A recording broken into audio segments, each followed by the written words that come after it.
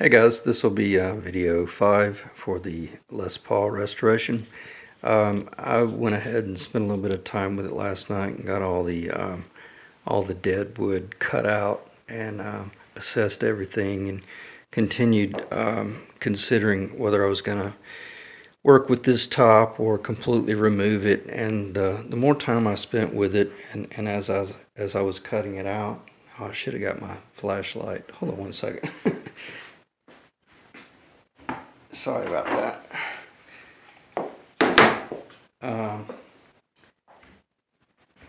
As I was spending more time with it, I began to think through the renovation and what it was I was actually holding. And sometimes we get blindsided and we don't realize, man, I'm holding a 42-year-old piece of mahogany here.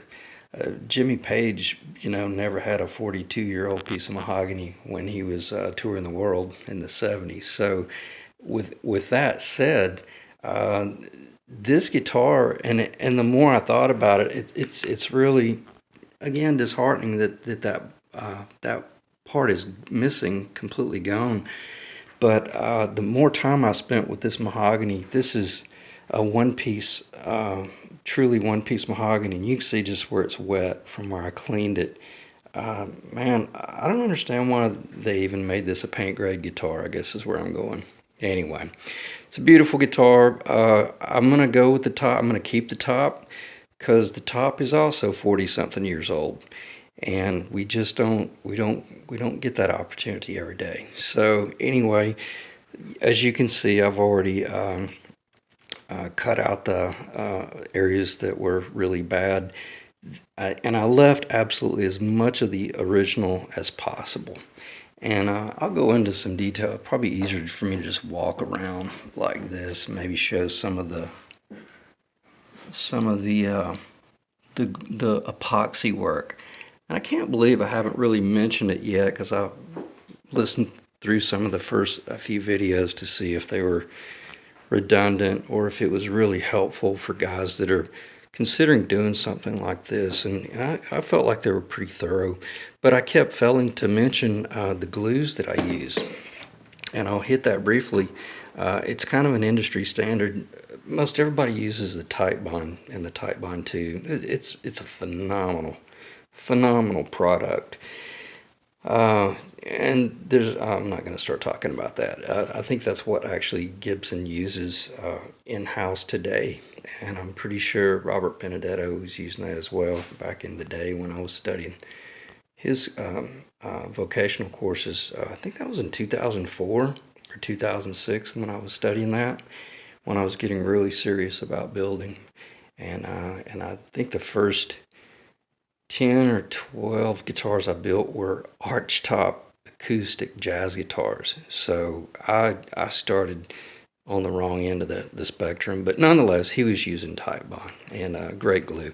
But when it comes to the unknown areas that you want to make sure are completely glued and everything is on the up and up, T88 is a to my knowledge, it's the only two-part epoxy that the home-built aircraft industry permits.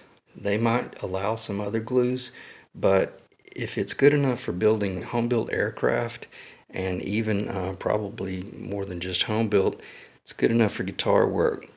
And you're going to see later on, it's going to take this about 3 days to dry, but I'm going to show you my reasoning for using the T88 when it comes to gluing tops on, whether the tops are brand new or whether it's a renovation. You're going to understand from a tonal standpoint how important I think it is to use a T88. It's not critical, but I think there's a big difference. And also that I say that to introduce this. I wasn't really showing it. When I removed let me see if I can just set the light down. When I removed the studs, these two studs right here, they were severely rusted in place. And when I started easing up on them, with a block under it and out here and everything, the top, I heard it do one small crack it went pop, and I knew what happened. It's wherever it was weak, it went ahead and released right up here as well. And so what I did, I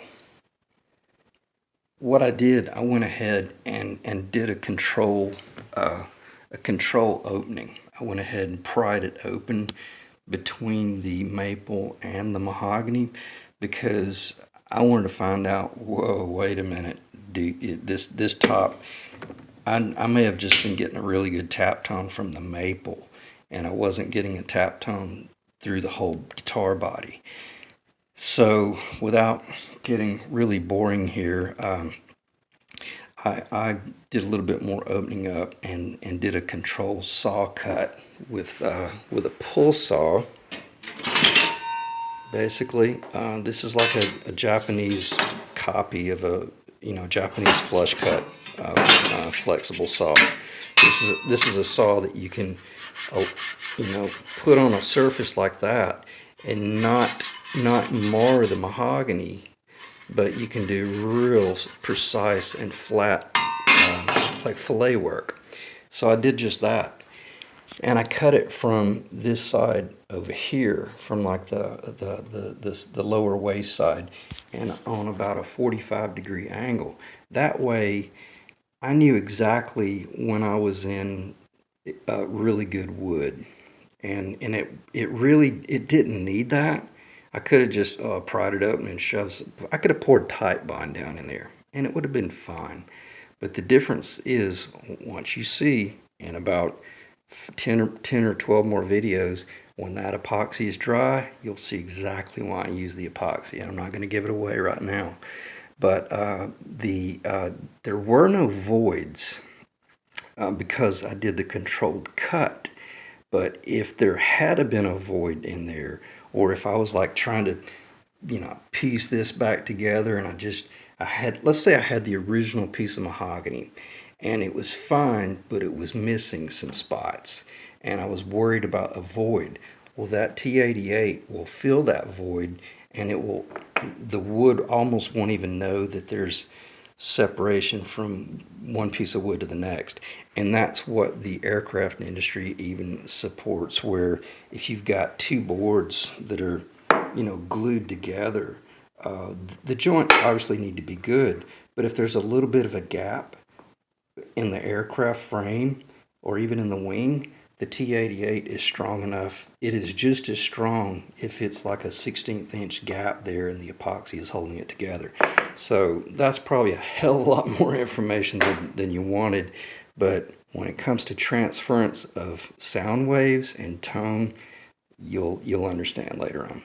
Okay, so anyway, finishing up with the body, I went ahead and did the little fillet there as well. I didn't do a lot of crushing pressure, trying to close the gap or any of that stuff, because you run the risk of creating more fractures in the wood. So every bit of this is real ginger. There, you can see there's almost no pressure on that at all. If the fit, let me get it back in place. If the fit is good, if the fit is good, grip pressure, and this is like, I'm sorry, let me get over here. These are just like, see, wrist tight. You don't want to crush it. And that's one thing I learned from Benedetto, which the vocational series that I had mentioned earlier. Man, he's so good about explaining, don't man-house it. And I was a contractor for about 17 years, and everything was like, I had to back off and have more of a delicate touch when I started building guitars.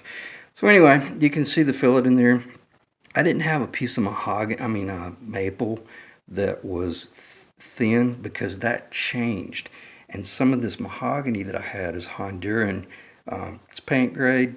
I put mahogany because I wasn't going to take some of my prized bird's eye maple that I'm going to use for the neck and rip it down just for a fillet. That's ignorant. That would be ridiculous.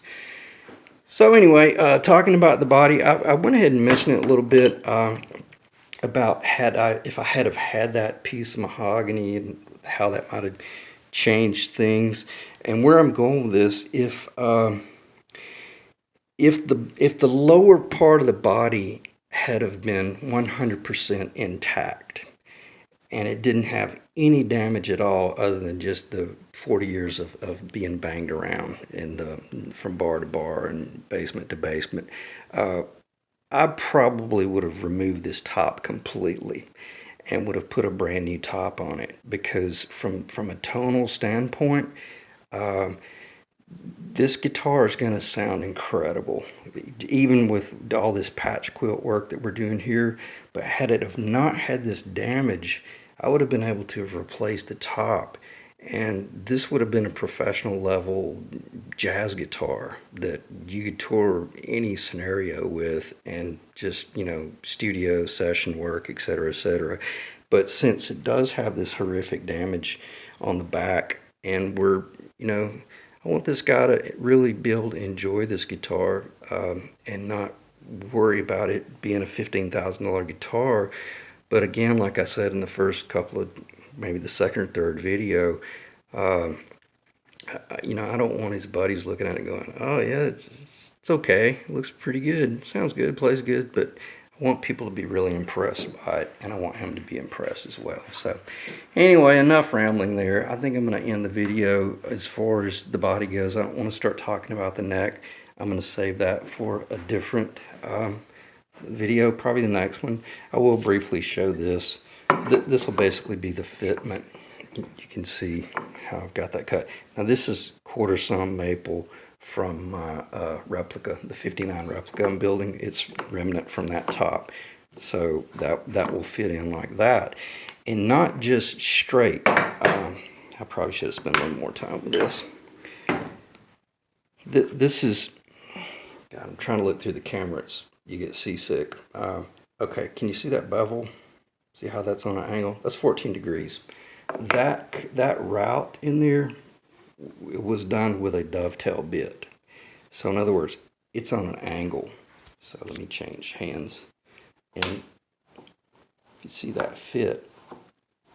It's extremely precise. And even from a standpoint of, obviously it'll be the maple piece over here, but not only will it dovetail there, but it'll dovetail all the way around the half of the circle. And as you can see up in here, let me see if I don't want to get too close. That piece will go in like that right there. Now, and I guess this is going to be a longer video than I realized. See the line, the dark line there, and there's a dark line right there. What that is the continuation of the body line. And this being a black guitar, it shows. You can see it. And obviously where that fillet strip is, that's where it had separated. And I began to realize that this is incredible. I can take advantage of this whole design of the guitar, and I can continue the upper bout line right there. The middle fillet will be the exact same width that it would have been. And then what will happen is it will fall directly under. And I apologize for the phone work. It's kind of hard looking through the phone and looking around it.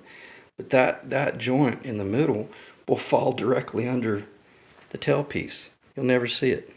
No one will ever know. Then the true luthier craftsman abilities will be shown when I work in that bottom bout. That's going to be a pretty detailed. But I'll cross that bridge later, because the way I'm looking at this top, this is 3 different jobs, or 4. Getting it, you know, torn out and glued back together, and then the second job will be getting that piece glued in. The third job will be getting that piece glued in, and the fourth job will be getting that piece fit in, rather than trying to machine one big repair and glue it all in at once. And worst case scenario, you know, you could come in and do something like a cool sticker. There's 1,000 things you could do if it bothered you. So anyway, I'm going to shut the video off right there. I found the problems about the memory on the phone, and I should be able to keep it under control from here on out. Nonetheless, I'm still going to try to keep the videos under 15 minutes. So I appreciate you guys looking, and feel free to ask any questions. Thanks.